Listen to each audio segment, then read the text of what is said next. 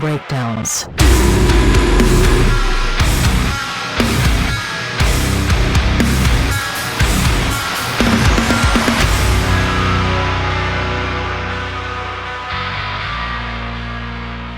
Welcome back to the Chill Sounds and Breakdowns podcast. We have another great episode. I'm super excited, especially because there's new music on the way from this artist, and I'm very, very, very stoked. But today we have episode 82 with Pennyboard. What's going on, babe? Hi. Hi. I'm honestly stoked because I have seen you around, just like the scene in general, and like heard like music and stuff, and I think we've just like crossed paths and kind of like talked to each other here and there. But hearing the music you have coming out, especially hearing the new stuff coming out, I am just really excited. But I kind of just am just curious to know like where, especially with coming out with a new album, like how excited like are you feeling right now? I'm very excited, but I'm like also really nervous because it's like the first EP I've ever released. So it's just like, it's just a lot of like, am I doing this right? But there like really is no like right or wrong way to do this. Mm-hmm. And it's just like, I've spent like the whole like last year of my life just like focusing on this project. Mm-hmm. And now it's like finally happening. And now I'm just going to be like, okay, what do I do now? Like now that it's out, I'll just move on to the next thing. Yeah. It is the interesting part of releasing music is this entire time you spent working on the music, working on how it's going to get released, working on, other things that are coming out with it, to when it's out, it's like, okay, like, what do I do now? Like, yeah, like, how do you move on to the next project? Were you working, like, the music you were working on for this project, were you just specifically working on so you can release, like, this EP? Yeah, well, they've always, like, a lot of these songs are, like, songs that have been written for a while. Mm-hmm. Like, even before like I started working with JoJo, like these were all just like a bunch of ideas that I had, and then I finally was just like, yeah, I think like this collection of songs would be like a really great EP. And then there were like, a couple others that were just like we wrote like in the studio, like they were like fresh ideas. Mm. And I think you can kind of tell that like when the EP's out, you can tell like what's like older and what's newer, because like my like writing has definitely like evolved over the last couple of years. But yeah, I think I've definitely seen that in like the newer releases, especially like the singles that have been coming out. I definitely do notice a bigger, almost like pop influence, a direction that you're taking it, which I think is something you've expressed that it seems to be where you're moving towards too. Yeah, I love pop music. Yeah. Like I used to just like only listen to like emo music and like pop punk music, but like recently I just found that I really love pop music because I don't know, I feel like it really like helps me to like express like my queerness. Like it's just I don't know, I feel like maybe like a lot of other queer people can relate to that. But there's just like a lot of like queer pop artists out there that like I just like heavily relate to, and I'm like, wow, this like sounds really fun. So I definitely like want to experiment more with that. But I also really like rock music, so I want to like maybe dive into like a grungier side eventually. But we'll see. Pennyboard's all about like experimenting because it's like I've never done this before. Like it was just like a thing that I've always wanted to do, and I was like, whatever, I'm gonna start a band. Yeah. So I've just been figuring it out, and I'm not gonna like make myself like only make pop punk music, so maybe like here and there. I think it's the right attitude to take towards writing music in general. And I think as an artist, it's just natural to be, you're writing this right now, but if you again with musical influences and everything you're constantly listening to, you're gonna want to write like different stuff and just like newer stuff. I didn't even think about it that way, but where you're bringing up with like expressing your queerness a little bit more with like pop music, I feel like there has been a pretty big like influx of like artists going like in the pop side, like expressing that a little more. I don't know, just no, what's the right word for it? I don't know, just being really upfront about that in music and it being widely accepted. And I think it's a great way to bring a community together and kind of like, I guess, get other people out of feeling like they're alone in that, I guess. Yeah, I feel like a lot of queer pop artists are just kind of like, we're all really proud, you know? Mm-hmm. And a lot of us have always been told, like, you know, you're too much, kind of tone it down a little bit. But, like, a lot of us will just, like, use our music to be like, no, like, I'm here and I'm queer and I'm proud and, like, I'm not, like, backing down from anything. Yeah. So. And I think art in general has always been an outlet where people could do that very as unforgivingly as they want, you know. And it was the one except, but I like it with pop music because it's, I mean, being pop music, it's popular. It's the one that's out there the most, and there's you see it a lot more. So it doesn't feel as isolating, I guess, when you are listening to music that finally like relates to you, like in a way, or even seeing like people with the same backgrounds as you or feeling the same way as you, creating music that's, you know, right. Pop music that's awesome. I've just come to like pop music a lot more. I used to, again, I think I express this like a lot, but I used to be a pretty big hater like on pop music because I'm like, it's too simple, it's on the radio, it's all this stuff. And as I've gotten older, I'm like, it's catchy, and that's like what's wrong with. I started realizing how hard it is to make an actually like a good pop song, and it's just the stuff that you find yourself where you're singing it throughout the day or humming like melodies throughout the day, and it just keeps repeating. And there's an art to it, you know, there's a structure to it. So that's like one of the main things that attracted you to, you know, starting to make that shift. What are your, I guess, musical roots? You're saying like pop punk, a lot of stuff that you would listen to. What other stuff would you consider like your roots on that? I grew up with MySpace and Tumblr, so okay. Like basically anything you would find on there. So like Forever the Sickest Kids, They're Ready Set, yeah. Never Shout Never. Like that was a lot of stuff I listened to. But then I also like started listening to like bands like Close Your Eyes and For All Those Sleeping and like a lot of like heavier bands. But then I made a Tumblr and it was like, you know, completely different. Then it was like Group Love, which is, you know. Oh, gotcha. Okay. Very like indie pop and like Halsey, Lana Del Rey, like things like that. So I feel like it was all over the place. But like I feel like my aesthetic and like what I'm into is constantly like changing like every couple months. Because I get bored really fast. Okay. So I feel like that really reflects in my music as well. It's just like nothing is like the same as it was like a few months ago. So. I mean, that would. I could see where it'd make it like difficult to make. I guess a collection of music, but I also, the benefit in that is that you're always keeping yourself interested in what you're writing because it's consistently like it just keeps changing. But it also makes for people to stay interested, like it keeps something fresh and new coming at you where someone's not going to listen and be like, oh, this is exactly what they wrote, like, you know, the last song that they came out. So I think there's benefits to both, but I think that's really cool. And I think that's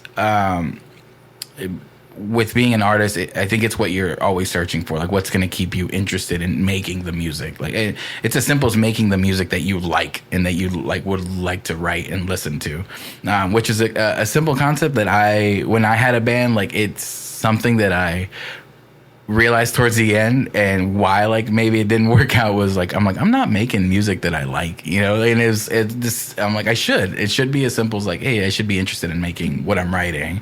I want to be able to listen to my own music on repeat and never get tired of it. Yeah, I do. So good. I think that's a good sign.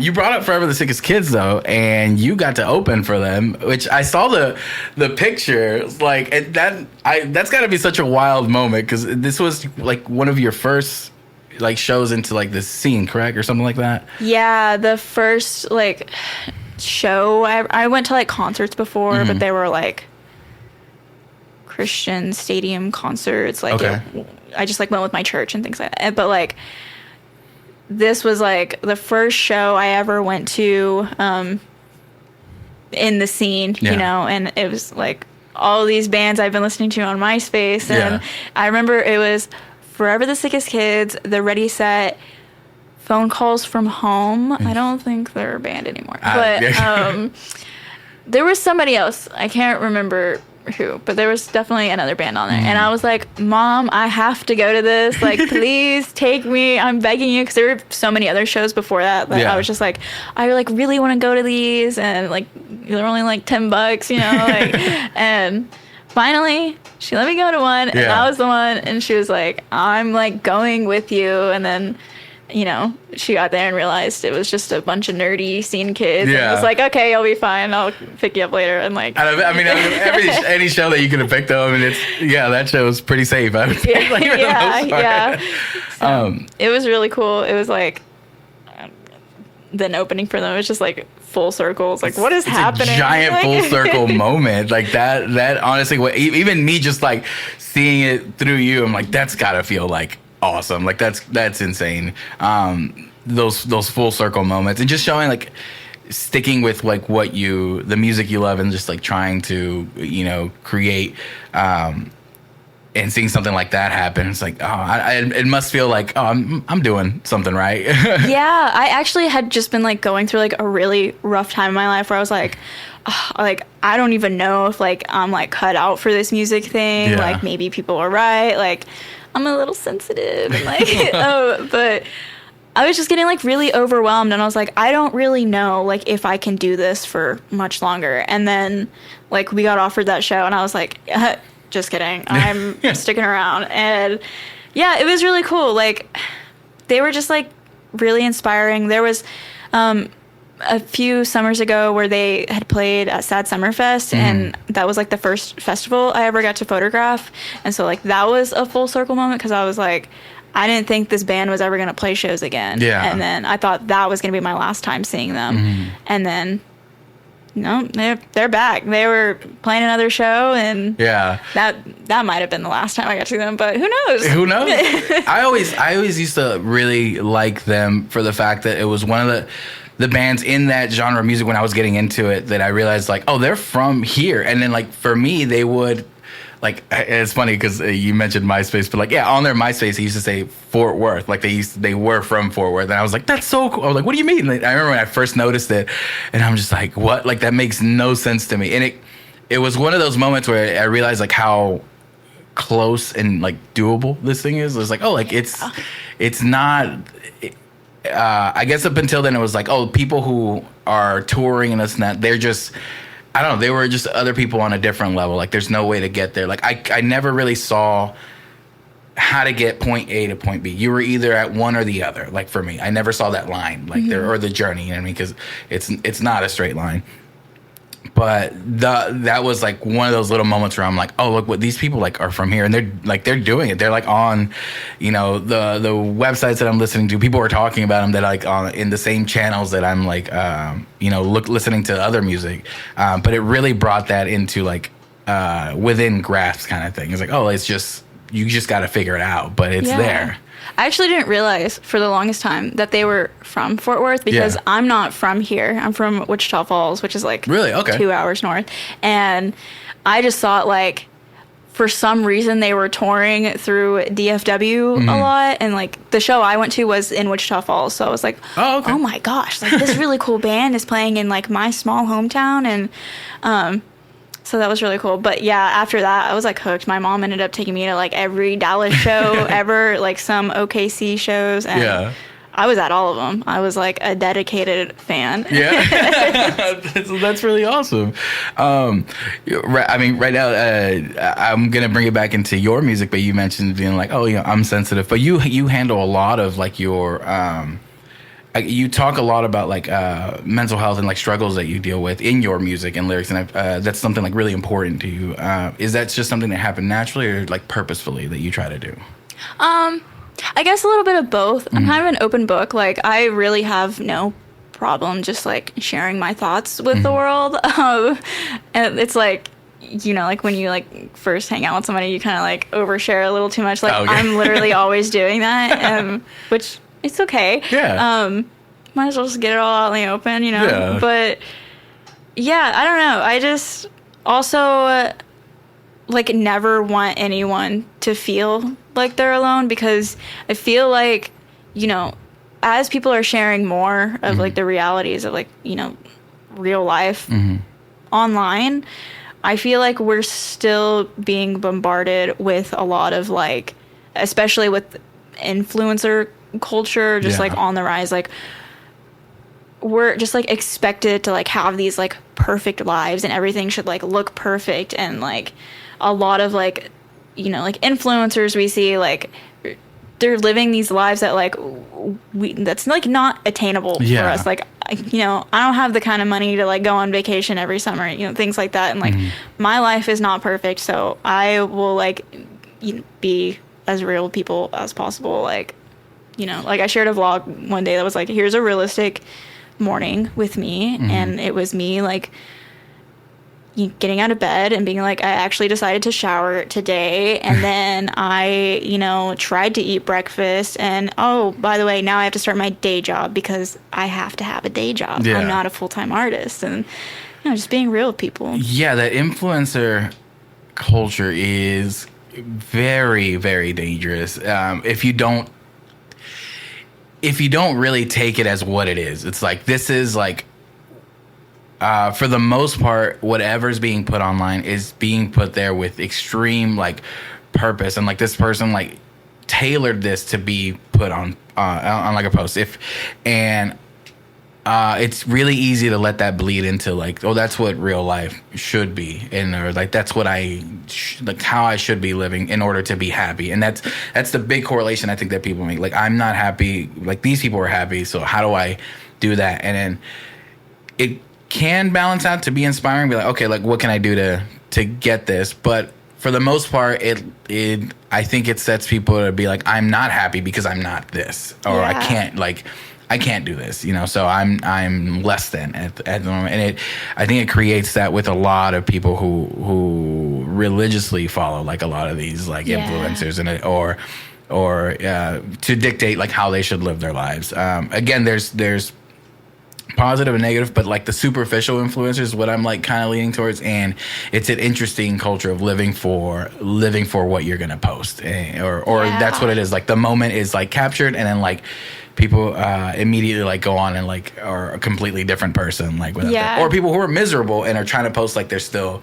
you know, happy, and like you know, faking it. And even for them, like even for that person, like the actual influencer, like it's toxic to them because they get to a moment where I don't think that they can actually be vulnerable with anybody because they're expected to not be. Like, you're expected to be that picture at all times. So I think stuff like that, like what, like even just like that example of that vlog is important to people. Like, people need to know, like, it's okay not to be okay all the time. Like, exactly. It's a very simple, like, again, these are all like things that people should know, but I think it's hard, especially with like the internet and influencer content. Like, it's hard to be not 100% all the time. Like, you don't want to let people down, I think. Yeah, and it's like, you should never like put all this pressure on yourself to be perfect like all the time. Like, that's exhausting. We're human. Like, we're allowed to like express our emotions and like just sit with them for a little bit and process them. And I feel like a lot of times we are told just like,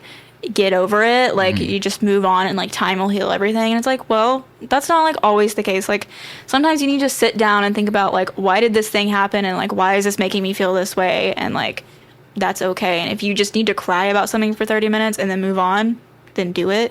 Sometimes it'll just make you feel a lot better. Yeah, sitting in those emotions are a big, it's an important thing to do, but it's also it depends on like how you were brought up and what culture you're in. But I know I was brought up a lot like, oh, you like push them down and just deal with like today. Like, you have to do all these things. This thing is simple concepts. Like, this is these are talks that I've had with like my mom a lot, where it's like, oh, this is, I mean, on some aspect this is similar, but she was one of those parents who would like, oh, I'm not missing a day of work for anything. And this was like physical illness. So I can't even imagine like the mental turmoil that this woman must have gone through, and never just like, you know what, I'm not going to work today. Like, I didn't realize till like I was growing up, I'm like, oh, this one would work 7 days a week for like months at a time. And it was a very physically like demanding job. And it was one of those, but even like being sick wouldn't take her out. So I know that definitely, like, if she was not feeling well mentally, that she was definitely going to go to work. Like, that's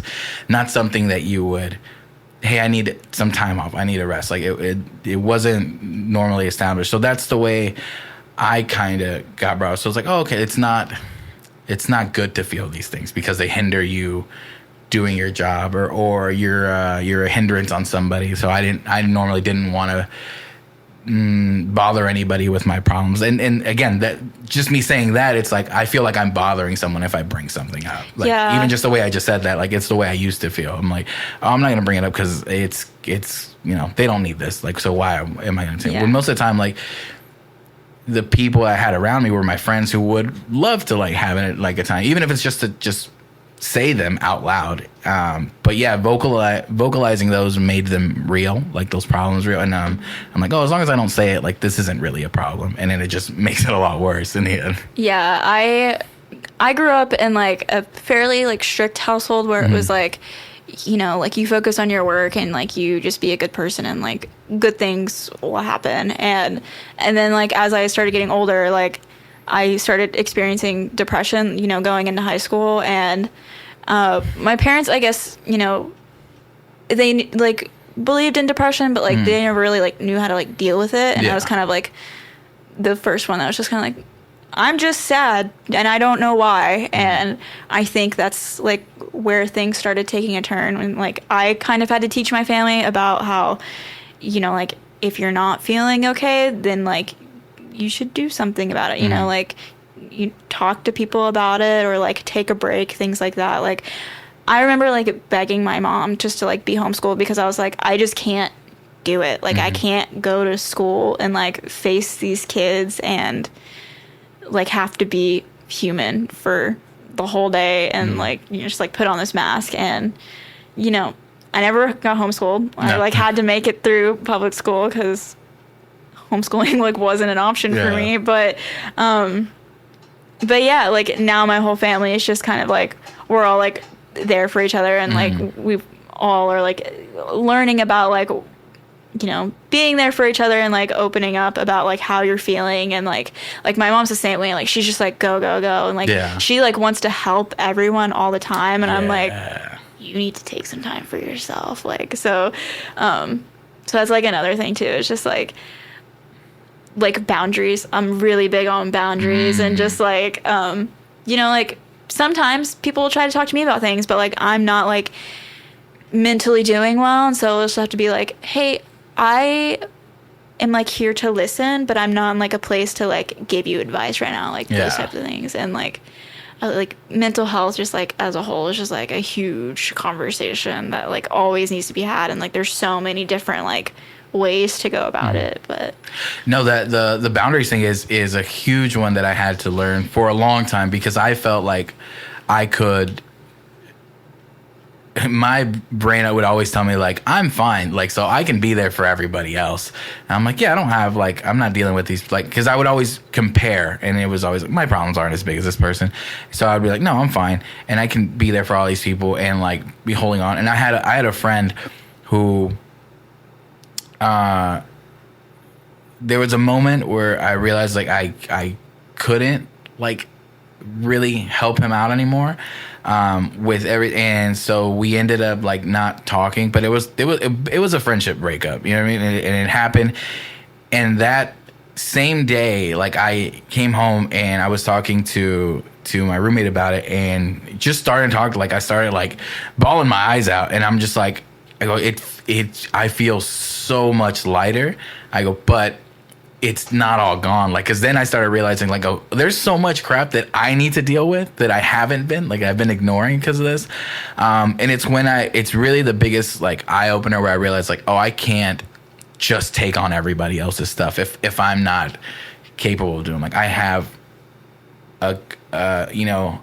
whatever size bandwidth for like to help people and to be there for them. And I'm like, hey, the people that are in here, I can do something for you. But until I can make this a little bigger, I can't just offer that to everybody else. So there were instances where people were trying to lean on me, and I had to be upfront and be like, I can't do anything at the moment for you. Like I can listen and be just be a sounding board, but I can't offer any actual like I can't be responsible for the way you feel and like and having to take care of you in that way. And it sucks, you know. I get like I don't want to feel bad about it because it's not a bad thing that I'm not able to, but it's being open and communicating that is a lot better than just trying to spread yourself as thin and just you end up, you know, yourself in a worse off position. There's a balance that needs to be there. Yeah. I'm kind of the same. Like, I try to like help as many people as possible, but then, you know, it gets to a point where I'm like, I need to breathe for a second. So that's translating those into your music just seems like a way that it just naturally goes in there. It's just a way to, is it, in my experience, and most people that I talk to that use their music in that way, it seems to be a way to, just like a cathartic expression. One, to like acknowledge that those emotions, those problems exist for you. Does it feel like a part of like, almost like therapeutic in a way to like write those songs? Oh yeah. I a lot of like what I write about like centers around mental health, but there's, you know, like definitely been a few things like Reason is about like setting boundaries with somebody, and Conversations is more about like social anxiety. Crybaby is about like just, you know, learning to like let yourself cry and like feel those emotions. So yeah, there's just been like so many things regarding mental health that like I feel like I've just gotten thrown so many things in my life that it was kind of like all beginning to like build up, and I finally figured out that like writing about it was like the only way that like I could really get these things out. Like, you know, like I go to therapy and like I, you know, do little things that like make me happy here and there, like playing Animal Crossing and going thrifting, you know, whatever. But like writing it all out and like seeing it there is like really what helps me to be able to like process everything. So pretty much like my songs are like my journal entries. So it's just like all out there in the open. Like some of my lyrics, I'm like, oh, this like probably doesn't make sense to the listener, but like it doesn't need to. Like that's like, it's for me, and you know, somebody might relate to it in like a different way. It doesn't have to be like processed or like received in like the way that like I, you know, put it out there for it to be. Do you keep a journal? Yeah. I need to get back into it because I don't know, it just, before I started writing journal entries, it just seemed weird. Like it didn't make sense to me. Because like everything was like, is it a Dear Diary thing? Like today, like I have people writing about their days, but when I started to, it was just like a flow of consciousness. So I would just write things, and they might not make sense later, but I almost made it a policy like not to go back and read them. It was just like there was something, it helped me like at moments where I felt like I couldn't express something like out loud to someone. I was like, well, it needs to go somewhere. And so I would just like have it next to me, and I'm like, oh, okay, like I'd write, so I'd do it a lot at work. Like my previous job sucked. And I felt most of like my anxieties and like insecurities pop up like while I was there. So that's where I had it. So I would like stop and be like, okay, I just need to write all these things out. And I have gone back and like glanced at some, and it's a pretty interesting insight, but I've gone back to where that was no longer affecting me. So it's fine to read back, but it's not normally the one thing I did. But it's a really nice way, just unfiltered, say what you want to say and not being worried about it being right. Because that was one of my limiting things when I would try to write lyrics when I was in a band, is that I would always, there was a time where I was writing lyrics and trying to make what I was writing the right thing to do. Like, it's like, okay, well, what, in this situation, I would write something and be like, well, that's, you know, I wouldn't do that now because I'm in, you know, clear thought about whatever I was writing. So I wasn't letting myself be wrong about stuff. Like and then I wouldn't write songs at all because I kept trying to figure out like, okay, I don't want to say this if it's wrong. And I'm like, I need to just express like, you know, times when I'm mad, like it's fine to be mad. It's just not good to stay mad. You know, like you gotta let all these things go. But it was just another way I was limiting myself from being vulnerable. And again, it comes back to that. Don't bother people with those emotions, or don't be wrong. The retrospect, whenever you look back at those times where you let emotion get the best of you, you're like, oh, I shouldn't have done that. But you kind of do. Like, you kind of do need to, in a healthy way, express those emotions and just be in them. You know, I mean, feelings are meant to be felt. Like, it's as simple as like that. But in your music, like I say, you take that approach and let that out, which I think helps out a lot more people, even the ones you're saying where like, oh, this might not make sense to like whoever's listening to it.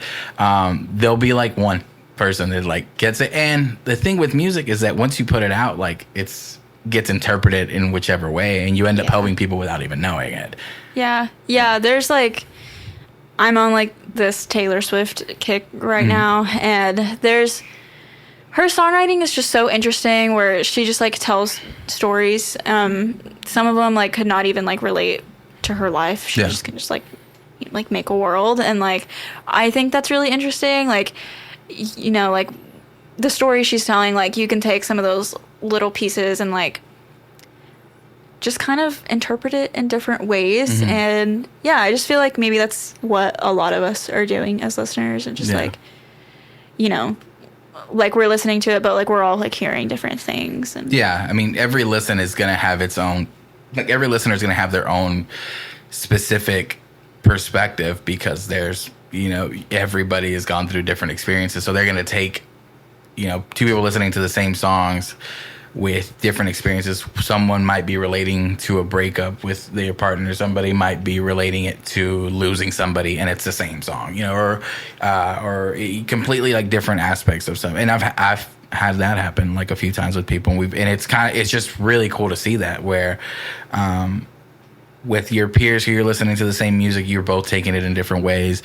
And then also like as a musician, being able to put a song out there, and then someone comes up to you and be like, oh, like this is what I got from it. And you're like, that's not at all like how I wrote it. But it's cool to see how that music, that song takes in a life of its own and like starts, you know, creating its own little world in people's like heads. You know, it's gotta be an awesome thing as an artist. Taking a quick shift, we were talking about the album and you know, releasing it. How do you feel about you? I think you're really good at doing like, you know, like kind of like your content building around it, or at least you're really active. How does that played a part into like your music? First of all, thank you. Also, perspective is such a funny thing, because I feel like I'm just not doing enough. But I get told that a lot, like, wow, your social media is good. But like, I'm like, I don't know, the numbers don't really say much, but like, it's not all about numbers, you know? But I don't know, like, it's just social media, it's just a whole thing. It's literally one of my in Noise Ride, it's what I'm in charge of, and there's times where I do good and times where I do bad at it, because it always seems like there's not enough, like you're always doing more. And then the numbers thing is a very discouraging part of stuff, because like sometimes like you'll take the time to create something and it just like doesn't do well, and then like the stuff that you don't think about like does crazy well. I'm like, okay, like, there's no like, I think what I've whittled it down to is just to be as active and consistent as I can. Like, I can't control what people are gonna watch and hear, and that I'm just gonna think of ideas and like put out, like that's it. There's like vlogs that I'll post that'll take me like 30 minutes to an hour to edit, or even like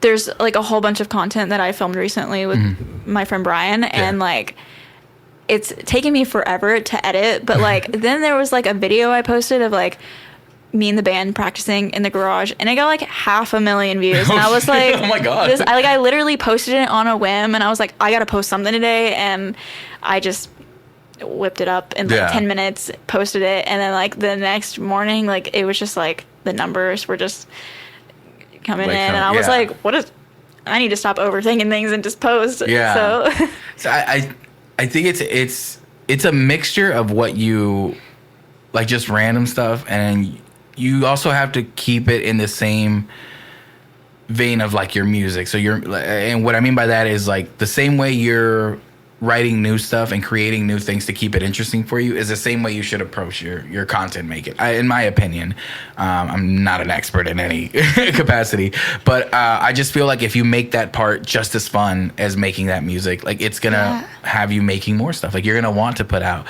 like, you know, even as long as like those little, you know, the vlogs thing, like I was making little recaps for some of our shows, and a 30-second to a minute clip was taking me an hour to go through like all the footage and edit and stuff. And I'm like, yeah, that took a long time, but I think it's cool. Like, and it makes me want, and then I think that week I made like 7, and I'm just like, you know, so it's if it's interesting for me, I'm going to keep doing it. So that's how I'm trying to approach stuff. It is kind of hard when it's part of a, you know, business. Same thing with like, with, you know, in a band, you're like, oh, the whole purpose of this is to bring people more to like have attention to Pennyboard, to like my music. With us, I'm like, well, some of this content's got to bring people to these shows and like these things that we're putting out. But I also like, my new plan like now is like to mix in stuff where just like, I'm just going to talk about music that I like and like other stuff, like just things that, again, that I find interesting. But it is an interesting world where people are putting a lot of weight into like content building, and that balance gets shifted sometimes, I think, with some of the artists, and that's like a struggle. I always like, you know, recommend to people like film in like bulk, if that makes sense. Like, you know, just like take one day out of the month and just like film a whole bunch of content, like and, you know, try to pick a day where like, you know, like you're probably not gonna have anything else going on that day, you know, you're gonna like feel good and like and then just like knock out all of these videos, and then, you know, maybe take another night to edit them, and then you're done for like a month, because like, who has the time and the energy to film a TikTok every single day? There's people too that do that, and it just I'm just like, dude, setting that up. It depends on like what simplicity level it's at, but still, like it's still, you still have a setup to do, and like, what am I doing today? Are people who are consistently putting out stuff? I'm like, man, time, like that's a lot to do. But bulk posting, I just really started looking at that a little more with like some of the content videos. So I'm like, I film like 7 ideas on one day, and then I won't edit them all at once, but then I know I can edit like as I go on, like, okay, because the filming part is already done. Everything else I can do like on the computer or on my phone, you know what I mean? I don't have to be in front of a camera, but the camera part is all done. Like, so I just need to grab a clip from here, create the rest of the idea with it. I'm like, okay, cool, done.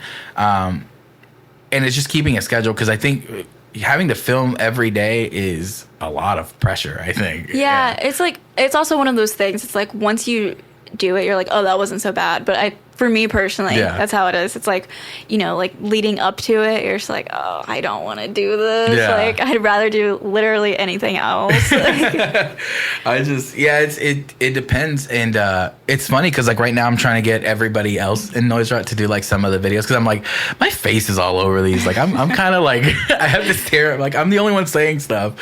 I'm like, I wanted to show everybody, because like that's one of the things that I love about like us, is that we have so many different like perspectives and music tastes. And I also was bringing it up, I'm like, you can kind of tell like what kind of music I love, because those are the ones that get the most attention from me. And I'm like, and it's unfair. I go, so, but all of us pretty much like a giant variety of music. I go, so let's just take that into effect. But kind of coming to the idea that like, oh, not everyone's as comfortable in front of the camera as I am, like, but I realize it's because I've been doing it for like a really long time, because like not only this, but like before this I had a vlog, and then before that I was like, I did Vine, which I had a blast on Vine. I miss Vine. It's just enough time, nothing too much, 6 seconds. But yeah, like having to let people learn how to do it. And at first I was, I think, a little too controlling, or would be really controlling, because I'd be like, well, they're not doing it like what it's in my head. And it just got to the point where I'm like, well, again, if I'm embracing everybody being different, I have to embrace everybody being different in the way they deliver stuff, the way they talk, the way they want to present something. So once I accepted that, like everything got like super smooth. I'm like, oh, cool. And then plus we get way different like looking content from everybody, and everybody's personalities come out, which I think is one of the strong suits in that. Which is, I think, I used to look at content as like, immediately like I hate doing that. Like I hate doing it. And I really don't hate doing it. I would hate creating stuff that I thought I had to make. Yeah. Because like, oh, this is the way that everybody's doing right now, so I need to do it this way versus just finding the way for me to do it. But I think it's so surrounding. You see all these people where they blow up or go viral, and it's not. Like I don't know how to handle that. Like if I think about those artists who like make a song and then it blows up, I'm like, dude, the follow up must be so much pressure. Yeah, it's like Karma didn't go like viral or anything like that, but like the streams definitely were like boosted like compared to like the rest of my music, and I was just like, oh, I really hope everyone likes what is gonna come out next. Yeah. But if not, that's okay. At least they got Karma, you know? Yeah.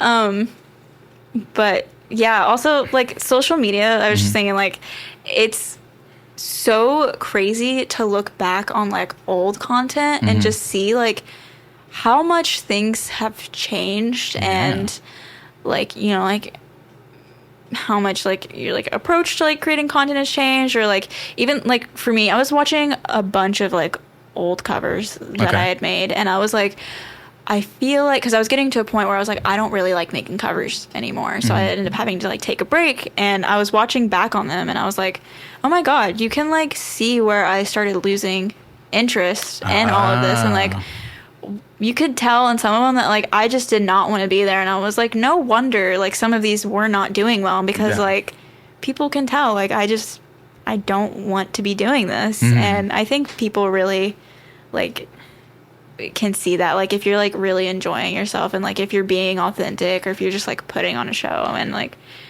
that's just another thing. Like you should never like force yourself to like do something because you think it's going to make somebody else happy. Yeah.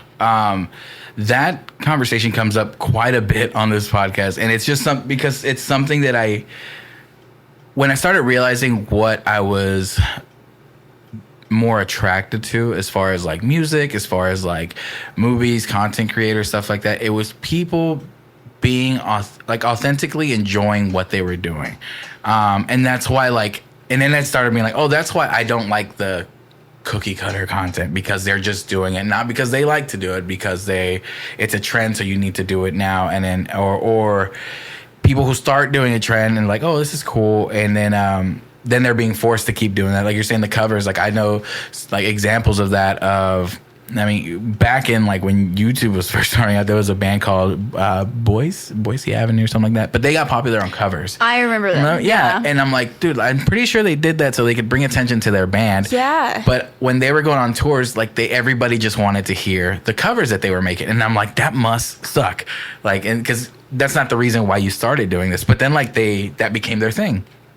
I bring this dude up a lot. I apologize, but on TikTok, the same thing happened to, or at least what I saw, to an artist, Loveless, I think is his name. Yeah, and like they expressed their frustration with that, where it's like, well, I have a band. And band's awesome, you know what I mean? Like band's really good, but yeah, I could see that running into issue where people are like, oh, cover this, and like that's not what I do, you know what I mean? Like it becomes stuff, but that's why you have to find ways to make it authentically to you, so you can do stuff like covers. Like I love like hearing covers and people's like renditions of stuff, but when you start creating just because people are asking for more and more, it becomes you start doing that less for yourself and more for the audience, which takes the fun out of it. And people will see that. People will see once you start not liking what you're doing, or it doesn't feel authentic, people are put off by that. And I feel like that's one of the things that I'm extremely like put off by. If I can tell that it's not your authentic self, like, and I think there's differences between like people who portray personas and stuff like that for like their stage presence or anything like that. But it's also different when you see them. It's not what you like to do. Yeah. And I think that was my biggest thing when I talk about like pop music, is that was my issue with it back in it, where it was like some of like pop artists were, it was like, it's the industry creating an artist, and those people weren't having fun like doing what they were doing. And then you would see them when they would like go and create their own music or do something completely different or completely retire out of making music, because like that's not what I ever wanted to do. So that was, I think, my biggest issue when I reflect back on like pop music, which is why I like it a lot more now, because there's more people just trying to make pop music being themselves completely, and I think that's really cool to see. Yeah, like also covers, it's just like a very like tricky thing, because there's people are always gonna have something to say. Like for me, like it was like bringing me down, because you know, like in the back of my head, like, you know, there were like a lot of really nice comments, but there were also comments of like, oh, well, so and so did it better, or like, oh, well, you're not singing it the way it's supposed to be sung. Like, you're not in like there was like a King for a Day cover I did, and like people were like, you didn't scream on it, and I'm like, well, because I don't know how to do that, and like, and so I ended up doing this collab with Kay the Screamer, and like this really awesome metal vocalist, and there was one part where like I literally just screamed like one word, and I like had to have my husband teach me, like, you know, like for like 30 minutes, okay, like how do I approach this like the correct way? And so I did it because I was like, well, people have been asking for this, so I'm just gonna do it for this one part. So I did, and then I posted it, and there were all these people that were like, obviously there was someone like, oh my god, that was amazing, like you should do that more often, but I'm not going to, because that's just not me. But like there were also people who were like, you are not good at this, like you should never do that again, and like things like that. And it's like, you can't ever please anyone, so like not 100% of people are gonna be happy, so you might as well just do like what's making you happy. That's it's very simple, and people don't understand how powerful saying something like that is. Like I go, one of the things I bring up on here, and the purpose in this podcast is like, I am never going to tell someone that they're not doing something right, as far as like music, as far as something like that, as you know, because it's completely arrogant to be like, he's like, yeah, that's not gonna work, or this and that, because like you don't know that. Second, you're not allowing people to grow and be better. Like immediately when you're telling them, like, oh, well, you know, you're singing off key here, this and that. Well, you know, people are gonna get better. People have the potential to get better. But those words alone could discourage an artist that might have been awesome, and then like they stop doing it because I'm like, oh, well, people don't like it now, and you don't give yourself that chance to grow. And it's just, and that's just on like a music and artist level, but like also that's what it does to people, just like mentally. Like that's one thing with the internet that happened with commenting and all that stuff, that it became a very like toxic like environment to try to put your art out. Like it sucks that it's one of the things you have to go into, like now if you're putting out music or content or any like sort of art, is like you have to be ready for that to come about. That's why a lot of bigger artists like kind of stay off of it a lot, and it's that balance where like, well, I need to use it, but like, should I be on here? Or like, it's like, I'll just hire somebody to run it for me. Yeah, like kind of like if you're at that level, that's why I believe 100% that's why people do it, because having to read all that stuff, and then the more famous you are, the more it comes in droves, and like how are you gonna read? You know, even if like it's 1% of comments, if it's out of 1 million, that's still a lot of people saying that you suck. You know what I mean? And it's not the majority, but still, like, depending on where you are, like, you could internalize that part, and that's the only part you pay attention to. Because negative is the one that affects us the most. And I think it's kind of hard to escape that, like, online. Yeah, that's been, like, the hardest part for, like, pursuing Pennyboard, because, like, some people, like, my videos will pop up, and they'll think that, like, maybe I've been singing my whole life, and, like, I haven't. I've been singing for as long as Pennyboard has been around, which is, like, 3 years. That's only, that's only like 3 years. Yeah, so, like, I started this, like, because I was, like, I literally don't know what I'm doing. Like, the only musical background I really have is I played violin, which is very different than singing. And, you know, like, I worked in the music industry here and there, so, like, I kind of, like, knew how, like, things worked, but, like, I didn't know how to sing. And that was like the biggest part was like, I'm going to figure this out and I'm just going to go for it. So like, there's been some people that have just been like following from like the very beginning, and like some people that have discovered me from like, you know, like retelling my story and things like that. But like some people are like, oh my God, you suck. And I'm like, well, I'm still learning. Like maybe 3 years from now, like I'm going to be a lot better because I've had a lot more practice and training and things like that. But like, that's just like what I really love about my project is I can listen back to like old songs and then like new songs and see like how much I've really grown. And it's awesome. The progression is a big thing to pay attention instead of like that one comment on like where you're at now and letting that define your entire like where you're at. Being able to step back and be like, no, like sure this person's saying like mean shit about me, but I know like how I got here and like you know the growth that I've had. And again, like a lot of people online are just saying something for attention. I like on TikTok, for a while I'm like I hadn't written music in forever, so I'm like, oh, I'm just gonna. There's a lot of people like doing instrumentals and stuff like that online on TikTok, so I'm like, oh, I'll just take a few of these and I'm just gonna write something almost every day. Like it would just to fly, you know, just to work out my writing. And I think there was like my policy was like every hate comment, like I was just like replying back like really nice things to them. Yeah. But there was one where I forgot what they said. They were like, oh, try singing on key, bud, or something like that. And I'm like, oh, cool. Like I was trying, like I'll get better or something like that. And then like they reply back, and he's like, nah, I'm kidding, bro. Like it was really good. Like he's like, I just really wanted to see if you'd say something back. I'm like, again, that's for attention. And for me, again, it didn't affect me in the way, but someone else not in the best, like, you know, mental health space or something like that and looking for that, like that could have been something a lot like, you know, with a lot more weight to it, and it would have affected them a lot more. But I think the internet has made people like very frivolous and careless with like what they say. They feel like they can say anything. And it's just a really delicate balance that you have to know how to handle that, and you have to be able to let those just roll off your back, because it's hard to hold on, especially like the stuff online. Yeah, there's also like the auto-tune versus no auto-tune argument. It's like when vocalists post videos without any auto-tune, like one, they do not do well, or like live concert videos, because you know, you can't like pick up like how it actually sounds on a phone, and they don't do well. And then like also people are kind of mean, and then or you post a video where like maybe your vocals are a little polished here and there, and then people are like, oh, you must not be good if you had to use auto-tune. And it's like, what do you want? Like you pick one. Like I don't know what to tell you. and so many artists use it, like so many. There was actually something that came out recently, because like I mean, people have been using it before this, but like when I saw a clip of like T-Pain talking about it, and he was talking about like auto-tune, and where I think Usher had told him something where he told him, he's like, you know, you just ruined music for everybody. And he's like, what? And he's like, he says, yeah, like now like real singers won't be able to like shine through because now everybody can do this. You made this popular.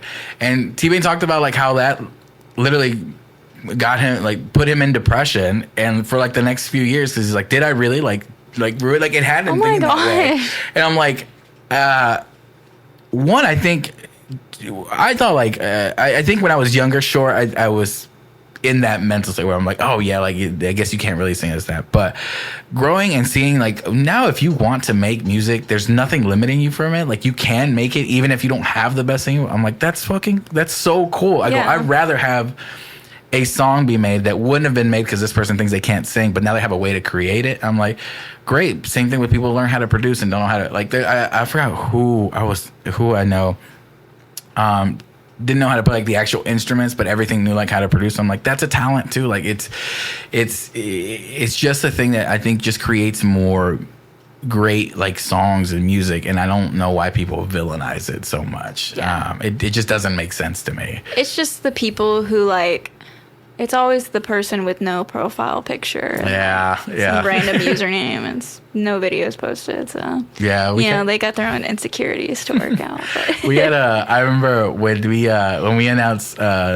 the Chill Sounds lineup last year, someone immediately created a profile, commented on the post and was like mid and cringe, and then immediately deleted it. But I managed, like, because it was like commented, I saw it, I screenshot it because I was showing everybody, and then they went to see it immediately and it was gone. And I'm like, that was a lot of effort to put like one comment on something, which again, to me, I'm like, that's just you're paying attention to it, so I don't care.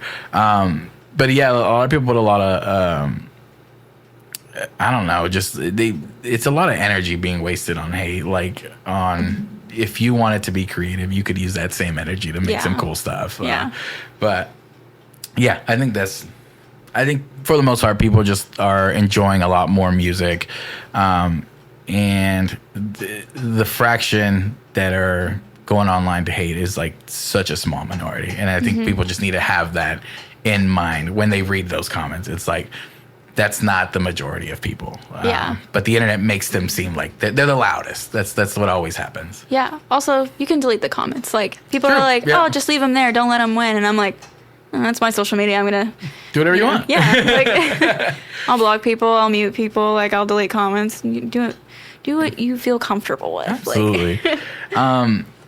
So you have done a little touring with Pennyboard, right? A little bit. A little bit? How's been that experience? Oh, it's crazy. Yeah. It's very cool to like go to a different state and like people know your songs. Like, yeah, it's because like, you know, like a lot of the shows I play here, it's like a lot of my friends that show up and like family, and that's really cool. But it's just like, it's wild to just go somewhere else and you're like, I literally have no idea who you are, but you are singing your heart out front and center. Like, that feels really good. It's been really great to just like meet people that like I've, you know, like that are in like my comment section on like every video or post or whatever, and like I'm like, oh my gosh, like I finally get to meet you, and it's been really nice. And then like you just make so many friends along the way. Like, you get to meet like all of these other bands, and you know, just like support each other, and it's really cool. Yeah, I mean, that is networking with like out of town people. Then that way they get you, like whenever they come through town, you can help them out. And just make relationships that way. That way you can come through, you know, cities, and those people, like once you make friends with them, they'll bring more people to see you. Same thing when they come here. But you touched on something. So the people that don't, like when you play here, there's a lot of like friends and family and stuff like that. And one thing I've been talking about is going past just the people who support you and the people who actually are into your music. Like, they don't always intertwine. And sometimes like I feel like that's the important part. Like, yes, you need your support system to encourage you to keep going. But what's going to get your music across a finish line, I feel like, is going to be those random strangers that have no reason other than like you as an artist to support that. And like, and it's good, again, it's good to have support your friends and people like that, but I feel like that's who like an artist is searching for, is those actual like fans of your music. And figuring, and I think touring is one of like a good way to get to meet those people who again don't know you personally, but are like really enjoying your music or like what you put out, and being able to make that being able to distinguish between both and acquiring that. Is that like something that even like you emphasize on or even think about, or is it? Yeah, like I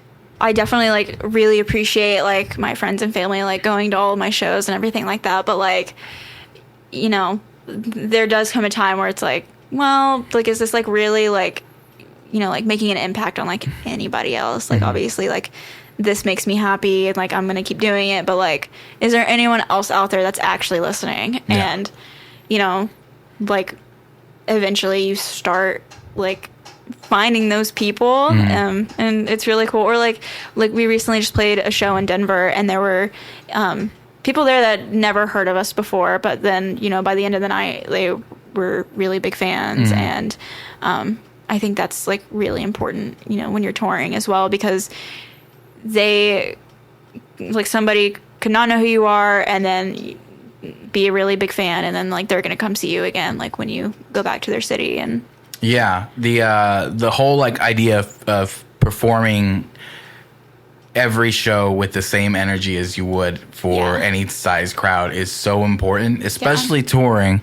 In my experience, where like there's these bands that I've seen on tour that I've never heard it from, and they kill it on tour, and I'm just like, what was this? And that even if I'm the only one, like I've had shows where I was like among 5 people and had like great experiences with bands, and immediately went home and like now I'm a fan. Like now, okay, now next time they're touring through town, like like I take one other friend, like, hey, you should see this band. And just that word of mouth, like from people, I think that's a really strong way to get introduced to other people, like in new music, is if one of my friends is telling me like, I think you'll like this, well, they know what type of music I like. So if they think I like it and take me with them, I'll listen to that a little bit more than stuff that I scroll by and like listen to. So it's a bigger impact from somebody. So that's why like performing as you know, as hard as you can to whatever crowd might get one fan, and then that fan brings more, because the word of mouth just has a lot of weight to it, I think. Yeah. Like social media can only do so much, but like live performance can really like change everything. Really turn around. I've definitely felt that with a lot of bands that I love, and a lot of just bands that are new. I always am super excited when a band I listen to is better live, or like I enjoy the show, and I'm just like, that's so cool. Like I don't know why, especially like if I already like, if there's times where like I already really love the music, and then I hear it live and I'm like, it was better live. Or even moments where like where I'm hearing bands for the first time and that live show is just fantastic. Even if like I go back and listen to, they don't have music, or their recordings are like older, or you know, not produced, like I'm usually like okay with that, because I'm just like, they're great, you know. Like I heard them and I know that they're good, like, so I'm very like pumped about that. But I think you definitely put like that emphasis into like your live show to perform and stuff. The times that I've seen you, and even just like with your practice and stuff and like content sharing, I think that comes through like in the stuff you create. But the album comes out, actually by the time this is out, it'll be September. So it's September 22nd. Okay. What's the album called? What's it called? It's What If As If. What If As If? Yeah. The whole like art and marketing behind it has been like awesome. Is that all you? No, my twin actually shot everything. They are like back in New York, and it was so like, you know, DIY, like on a budget. Like literally we just like bought a bunch of keychains, or like they made a bunch of them too, and took like their denim jacket as like a backdrop, and then just like took some photos with it, and like all these keychains, cool. And I love trinkets, so I was like, we should just do keychains. And like they all like represent a different song and stuff. I saw one of the promo photos for something where you had the Tamagotchi. The Tamagotchi, I was like, oh my gosh. I love Tamagotchis. I had one, and like it always died. Yeah, they're kind of needy, so. It really was. I was like, I forgot to feed it again. I took one on tour, and like I did really good with it on tour, and then when we got back, I guess I fell asleep for too long, and like I woke up and it was so mad at me, and then like at that point it was like too late, and I was like, no, I was like so close. Oh my gosh! Is it like an older one, or is it like a? It was like a Hello Kitty one. It was a newer one. Yeah. So okay. I was like, did those things survive? But that's awesome. So I know we're super excited like to listen to the album. Like you said, the singles that have come out, I've been a really huge fan. I like the transition that it's going into. It sounds really fun. I really want to hear that album live and like listen to that. But do you have anything else coming up? Like you can hear it live on September 30th. Oh, at Andy's in Denton. So. Is that like an album release party? Yes. Ooh, September 30th at Andy's. Yes. Who's on that? Somebody else, Lady Bird and Lady Winters. So. Oh my God. Yeah. That's a good lineup. I like that. I love all of those bands. Yeah. Also, me and Lady Bird were like from the same hometown, so like really, both from Wichita Falls, like so. I've been meaning to get. We like grew up in the here, same scene, so I was like, yeah, we gotta like play this show together. And, Awesome. Yeah. Lady Winter's just like one of my best friends, and then somebody else like I'm like a huge fan. Because they're them, fantastic. So. They were literally here like a week or two ago, and they are so. Their music is so good. But that's exciting. Okay, so album September 22nd. And the release show September 30th in Andy's. But yeah, again, we're super stoked. I will definitely probably be September 30th. I don't have anything. September 30th is loaded with shows, but oh yeah, yeah, I think I'm free at September 30th, so we'll definitely be there. But thank you for stopping by. I really appreciate it. Again, we're huge fans here, and are excited for everything that you got going on. But yeah, thank you guys for listening. Thank you guys for watching. This has been episode 82 with Pennyboard, and we'll see you guys next time.